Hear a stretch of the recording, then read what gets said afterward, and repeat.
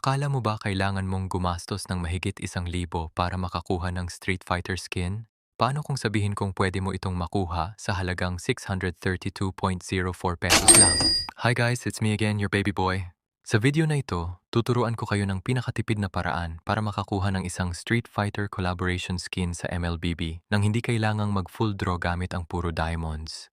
Bago magsimula ang event, siguraduhin mong may 850 diamonds ka nang nakasave sa account mo.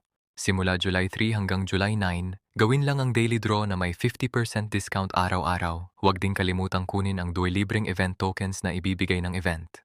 Pagdating ng July 10 o Phase 1, i-claim muna ang weekly Diamond Pass rewards, gawin ang discounted daily draw, pagkatapos ay bumili ng 3 weekly Diamond Pass.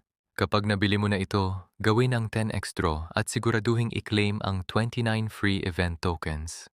Mula July 11 hanggang July 16, tuloy-tuloy lang ang pag-claim ng weekly Diamond Pass rewards at gawin ang discounted daily draw araw-araw. Sa July 17 or Phase 2, ulitin lang ang proseso. I-claim ang rewards, gawin ang discounted daily draw, bumili ulit ng 3 weekly Diamond Pass, pagkatapos ay mag-10x draw at kunin ulit ang 29 free event tokens.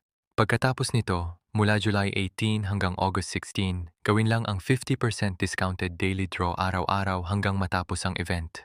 Kapag sinunod mo ang guide na ito, makakaabot ka ng 125 total draws, sapat para makakuha ng isang Street Fighter collaboration skin.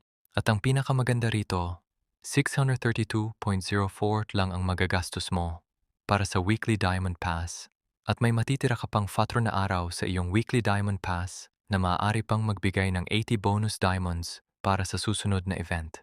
Kung nakatulong ang guide na ito, don't forget to like, subscribe to my channel, and hit the notification bell for more videos like this. Comment down below kung anong Street Fighter skin ang target mong makuha. Thank you for watching guys. Hope this video helped you. Goodbye!